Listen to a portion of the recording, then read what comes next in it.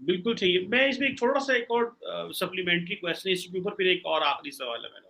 जी जी जी please. ये जो बताइए मेरे साहब, ये जो आप बात कर रहे हैं, बहुत सारे लोगों का इंडिया में ये कहना है कि ये बड़ी पुरानी सोच है, बिकॉज आइंदा जो फ्यूचर ऑफ वॉर है with the American with the Chinese और इंडिया का, दैट इज इलेक्ट्रोमैग्नेटिक वॉरफेयर। जरूरी नहीं है वो, आपने ठीक कहा इन्फेंट्री का बंदा ऊपर होगा, लेकिन वॉर तो लड़ी जाएगी दिल्ली मुंबई में, जहां पे आपके साइबर आर्मीज बैठी होंगी, जो बेसिकली अगर वो if they target your stock exchange को टारगेट करते हैं, बैंकिंग सिस्टम को टारगेट करते हैं, एनर्जी ऑपरेटर्स को टारगेट करते हैं, आपके वो कम्युनिकेशंस ऑपरेटर्स को टारगेट करते हैं, डोंट यू थिंक कि अगर आप if you will just make it, आपने बिल्कुल ये कह दिया आपने कि सब लड़ेंगे, बट डोंट यू थिंक अगर प्राइमरीली इफ यू थिंक है जी ये बिल्कुल ही वो ऊपर होगी, एलएससी पे होगी, तो it is like under estimating, क्योंकि वो जो मुझे याद है कि जब पाकिस्तान ने कारगिल किया था तो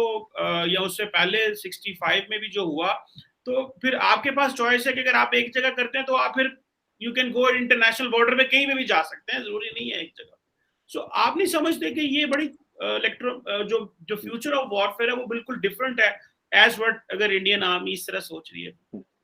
बिल्कुल चीमा साहब, आपने बिल्कुल ठीक बात करी। इट इज ऑल्सो जैसे आपके पूरे इलेक्ट्रिसिटी का ग्रिड है, आपके डैम्स हैं, है ना सर, आपका स्टॉक एक्सचेंज है, आपके पूरे फ्लाइट्स हैं, एयर ट्रैफिक कंट्रोल है आपका, आपके एटीएम्स हैं, आपका बैंकिंग सेक्टर है।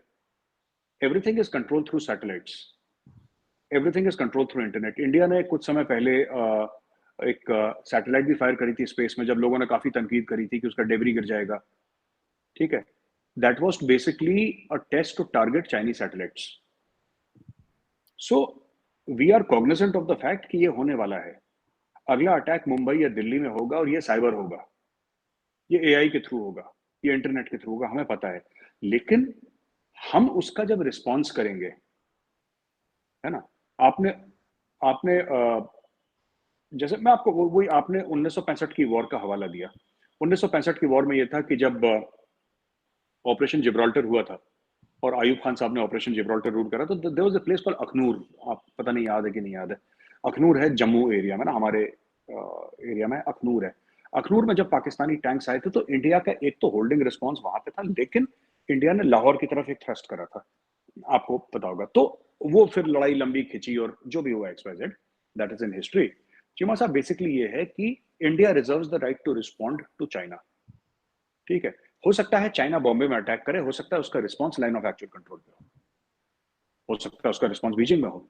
तो एक स्पेक्ट्रम ऑफ रिस्पॉन्स होगा, एक स्पेक्ट्रम ऑफ रिस्पॉन्स है, hard power, soft power, electronic. अच्छा, ये भी हो सकता है। देखिए मैं आपको बताता हूँ the way India thinks. I am not talking about government of India, I am talking about Indian mindset, right. China परेशान करता है इंडिया को, कुछ ऐसी चीज करता है, हमारा स्टॉक मार्केट, तो हमें लॉस होगा, फ्यू बिलियन डॉलर्स का लॉस तो होगा, right.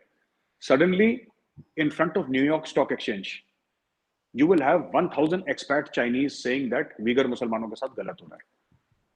Target the companies, American companies who are manufacturing in China, make sure that उनके स्टॉक प्राइसेस जमीन पे चले जाएं, ask American to boycott goods. For example Nike, Nike China में बनता है।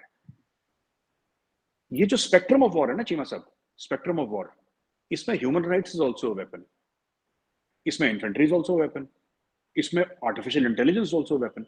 तो चाइना को ये ना चाइना सोचे कि हमने इंडिया के स्टॉक मार्केट पर अटैक करा है तो हम भी चाइना के स्टॉक मार्केट पर अटैक करेंगे, नहीं। We reserve the right to respond at a place and time of our choosing. वो हो सकता है कि आपने बॉम्बे में स्टॉक एक्सचेंज को टारगेट करा, हम न्यूयॉर्क के स्टॉक एक्सचेंज को टारगेट करेंगे। ऐसा नहीं कि सिस्टम्स हैक करके, राइट।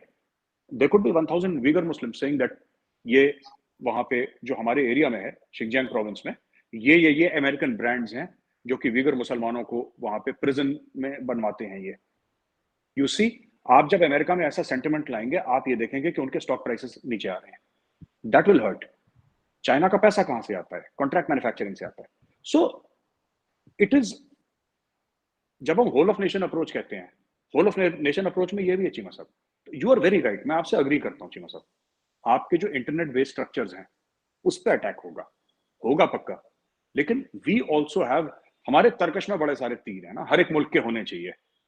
हमारे भी तरकश में बड़े तीर हैं। जरूरी नहीं है कि उनका जो अटैक फिजिकल हो तो हमारा भी अटैक फिजिकल हो। जैसे कि अभी इंडिया ने क्या करा, उन्होंने गलवान में एक एक्शन लिया चाइना में, आपको पता है हमारे कई भाई वीरगति को प्राप्त हो गए, चाइनीज भी खत्म हुए कुछ। इंडिया ने क्या करा उसके बाद, जोरों शोरों से एप्पल मैन्युफैक्चरिंग यहां पे शुरू हो गई साउथ में। सबसे बड़ा सैमसंग का मोबाइल यूनिट शुरू हो गया नोएडा में, जहां पे मैं रहता हूँ, गौतम बुद्ध नगर कहते हैं हम लोग, डिस्ट्रिक्ट गौतम बुद्ध नगर है। वो पहले से था, उसने जोर पकड़ लिया। चाइनीज एप्स चले गए, चाइना की कंपनीज वीवो जैसे है या और कंपनीज है, उनके ऊपर डायरेक्टरेट ऑफ रेवेन्यू इंटेलिजेंस या ईडी उनके ऊपर स्ट्राइक कर रही है। तो गलवान, चाइना को लगा कि अरे अब हिंदी चीनी भाई भाई हो गया, अब तो गलवान भूल गए, गलवान को टाइम हो गया। भूले कुछ नहीं, वो किताब में लिखा हुआ है, जो चाइनीज आर्मी ने करा उसकी सजा वीवो को मिल रही है, उसकी सजा शाओमी को मिल रही है, किसी को उसकी ह्यूवेई जो भी नाम कहते हैं, मतलब नाम ही प्रोनाउंस नहीं कर रहा, उसको उनकी सजा मिलेगी। एंड में किसी ना किसी चाइनीज को उसका भुगतान करना पड़ेगा चीमा साहब। सो दिस इज हाउ, ये इंडियन माइंडसेट की बात कर रहा हूं मैं, गवर्नमेंट के बारे में नहीं जानता, but this is like that. They will have to pay, they will pay after 1 year 2 years 3 years, but उसका चुकता हो जाएगा हिसाब। बिल्कुल सही कह रहे हैं। मुझे वैसे बड़ी just a comment on the stock and then conclude कर रहा हूँ। वो जो अमेरिका ने रशिया को सजा देने के लिए जो उनके शिप्स पकड़े, जो उन्होंने कहा जी हम ये नहीं करेंगे वो नहीं करेंगे, उसका उनको फायदा ये हुआ कि फरवरी से जून तक उन्होंने $97 बिलियन का तेल भेजा। सारी दुनिया में इन्फ्लेशन हो गई, ऑयल जो है वो शॉर्ट हो गया, महंगाई हो गई। तो सबक सिखाना था रशिया को और सारी दुनिया फंस गई। मतलब एक मेरे गांव का जो बंदा है ना, उसको भी पता चल गया, इंडिया में भी किसी हर बंदे को पता चल गया कि यूक्रेन रशिया की वॉर हो रही है। So obviously this wars are very tricky over the period of time. जिस तरह ये सप्लाई चेन जो हर चीज मुतासर हो रही है, हम उससे साउथ अफ्रीका से कोल लेते थे, वो हमें महंगा पड़ रहा है। हम अफगानिस्तान के पास चले गए, अफगानिस्तान ने $90 फी टन से $200 फी टन कर दिया। तो ऑब्वियसली एवरीबॉडी इज, थोड़ा सा मुश्किल है हाउ टू डिटरमिन के कैसे आइंदा आने वाले दिनों में